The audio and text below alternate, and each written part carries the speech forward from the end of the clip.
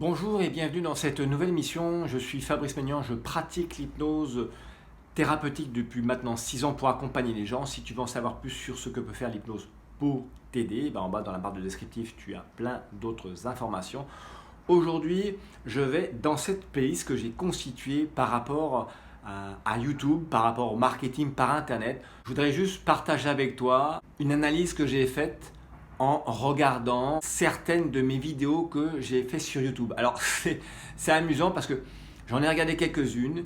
Je me rappelle, j'étais en train de faire un montage, surtout avec l'une d'elles, et je me trouvais vraiment pas top, hein. Je me disais même qu'à un moment donné de me regarder sur cette vidéo, qu'il y avait des meilleurs youtubeurs que moi, il y avait des personnes qui savaient mieux se présenter que moi, il y avait des personnes qui savaient carrément mieux parler que moi. Et là, je me disais, waouh, que peut-être je pourrais m'arrêter quoi.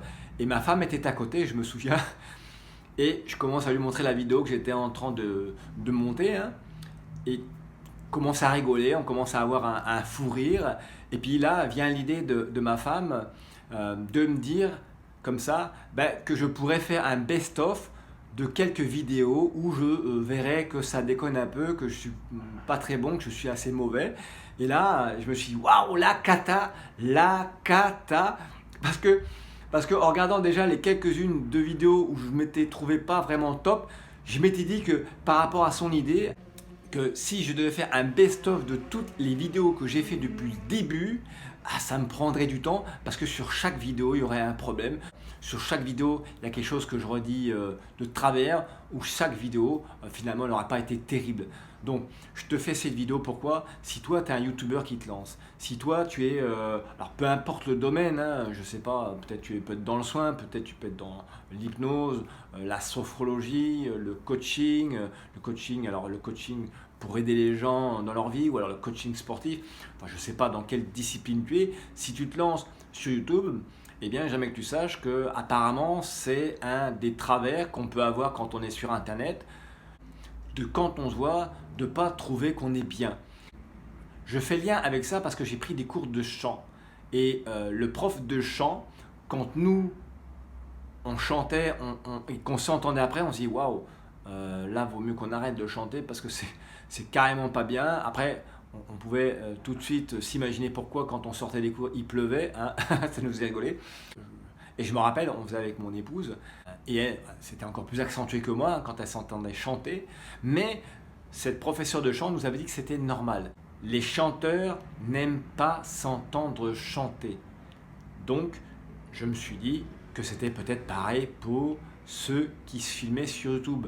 Peut-être que les YouTubeurs, dans un premier temps, avant d'être habitués à leur visage, leur voix, leur présentation, peut-être il y a un moment d'adaptation où effectivement, au départ, ils s'aiment pas trop, hein, ils apprécient pas trop, ou ils pensent qu'ils sont nuls. Je te fais cette vidéo parce que si toi aussi tu te lances dans ce domaine-là, eh bien sache que tu vivras peut-être ce que ont vécu et vivent la plupart des gens qui se sont lancés dans YouTube ou qui se sont lancés ou qui se lancent maintenant. En fait, je te fais cette vidéo parce que si toi, tu te lances et que tu vis cette même problématique, sache que ça disparaîtra au fur et à mesure, ça va s'atténuer au fur et à mesure que tu te verras monter tes vidéos, tu vas t'habituer et puis par la répétition, par la constance, par la régularité de filmer, de monter et poster tes vidéos, eh bien tu t'habitueras à toi et à un moment donné, tu vas t'améliorer et tu deviendras aussi compétent, aussi clair, aussi lucide, aussi charismatique que la plupart des personnes que l'on peut voir aujourd'hui sur leur chaîne YouTube.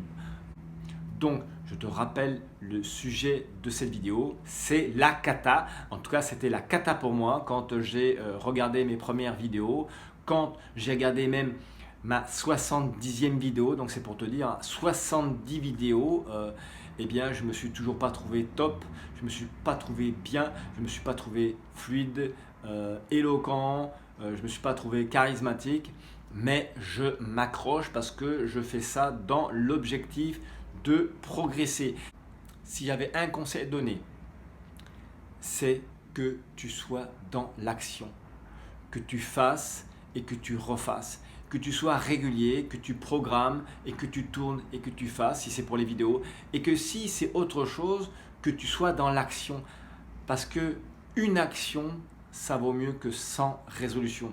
Alors, il n'y a pas grand-chose à faire. Il y a juste une seule chose à faire pour te rapprocher de ton objectif. Eh bien, c'est de faire cette seule chose. Et après, tu pourras continuer en empilant d'autres choses.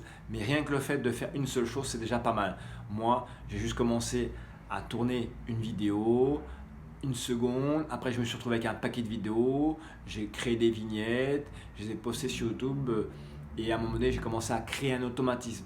Et j'ai vu malgré tout que mon élocution s'est améliorée, ma diction s'est améliorée. Il y a plein de choses qui se sont améliorées. Et je n'ai pas lâché le morceau, surtout quand à un moment donné, j'ai eu envie de le faire parce que je voyais que je ne progressais pas. Je te remercie de l'attention que tu as portée à cette vidéo. Je te dis à la prochaine émission et sache que le meilleur est à venir, même si tu ne le sais pas encore. Allez, ciao ciao.